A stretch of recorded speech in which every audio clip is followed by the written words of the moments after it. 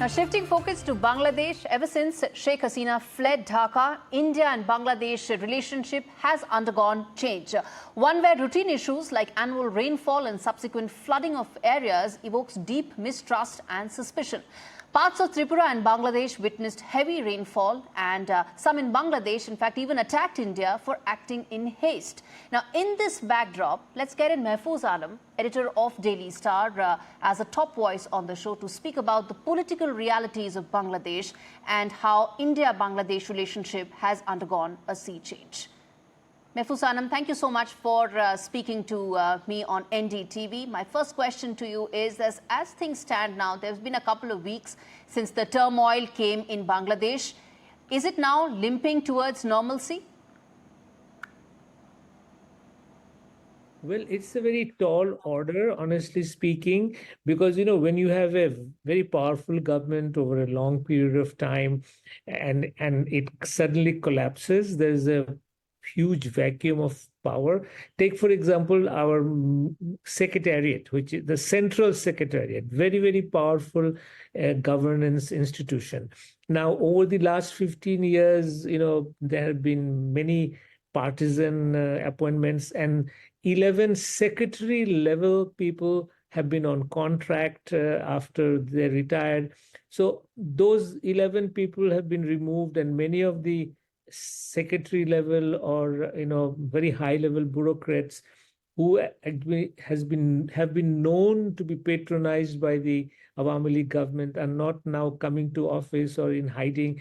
So how do you replace these people at that level? So there is, if you like, a big Himalayan task in front of the interim government to get the government going. And then there is now a new trend where people are coming up and saying my promotion has been held back because I was not towing the line. I've been deprived this and that, so I should be reinstated given our seniority from back date. All these, in a way, non-issue to the government are now plaguing the governance process. So to make a long story short, they are facing a lot of challenge, but normalcy has, if you like, returned in the marketplace. Supply chain is back.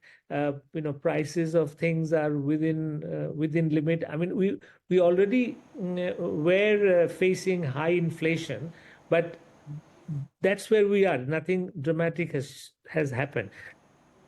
But if normalcy has returned, then why are elections not being held then? Now, this is quite a, if you like, complex issue for Bangladesh. Since 91, when autocratic government of Ershad fell, we returned to democracy.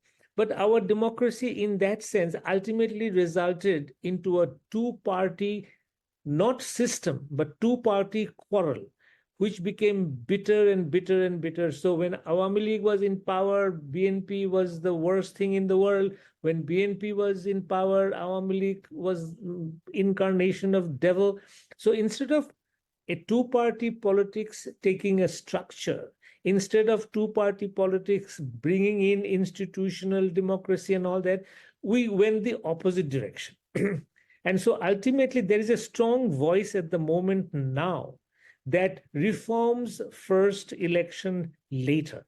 Now, this is a very, if you like, a very, it's a proposition pregnant with a lot of pitfalls, lot of possibilities, but there is a strong feeling about it. For example, there is a demand from the student and from the civil society that we should have constitutional amendments that will prevent the recurrence of such a, if you like, autocratic government's revival. We should have, like in our constitution, the prime minister enjoys absolutely unparalleled power. The president really has no power, unlike in India, where there is some sort of a resemblance. And because of the dominance of Awami League, there was nothing practically called an opposition. The parliament was dysfunctional practically. So there's a lot of demand that we go back to democracy, but with amendments to the constitution, with checks and balance, that we never go back to such a if you like, one party oppressive, stifling, government. Then let me ask you about the India-Bangladesh relationship. BNP wants Sheikh Hasina's extradition. There are some suggest that India is even releasing water without giving Bangladesh any notice. How do you see now the India-Bangladesh relationship in the new interim government? I don't see that happening because, yes, BNP may have its own agenda, but honestly speaking, Sheikh Hasina's extradition to Bangladesh or something is really not in the main agenda of either the interim government or of the students who are now quite an influential actor in the political scene. So I don't think there will be a resurgence of demand for her extradition.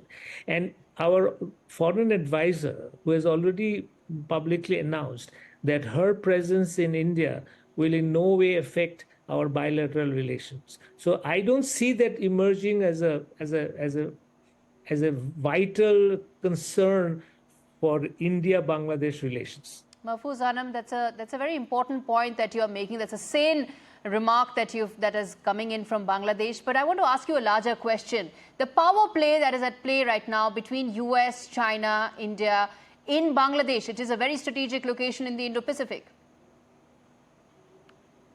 Actually, I mean, in India, you do have your own perspective about China and China getting more influence here and there. So I respect your perspective. But from where I sit and where the daily Bangladesh politics is unfolding, the China card is not very obvious. And it has never been that obvious. We saw them more as a development partner, a lot of funding to our projects. So many people feel that China enters into a country's political sphere through their funding of projects. So to that extent, there has been, if you like, a transformation, because theoretically, or not theoretically, historically, when BNP was in power, we were closer to China. When Awami League was in power, we were closer to India.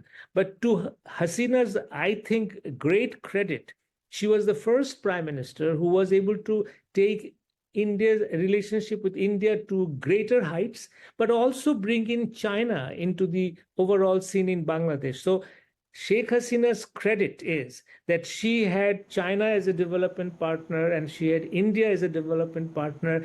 While India may have not been so happy with Hasina going so close to China, or China pressurizing Hasina that why are you so close to India, whatever may have been the scene under the surface, but she managed a very delicate and a very, if you like, successful relationship. So China's presence in Bangladesh is only through projects, big projects, and India's presence has been always very prominent. Hasina was very close to it. Now, the third party, if you like, is the US. Yes. Now, there is a popular perception, particularly in India, I have seen that, Hasina was a big critic and publicly so of US. And then Professor Yunus is a highly respected person in the US. So the new dispensation must have a hand of the US underneath. Okay, let's see how this relationship actually plays out. Mahfuz Anam, thanks so much for speaking to me on India Sense.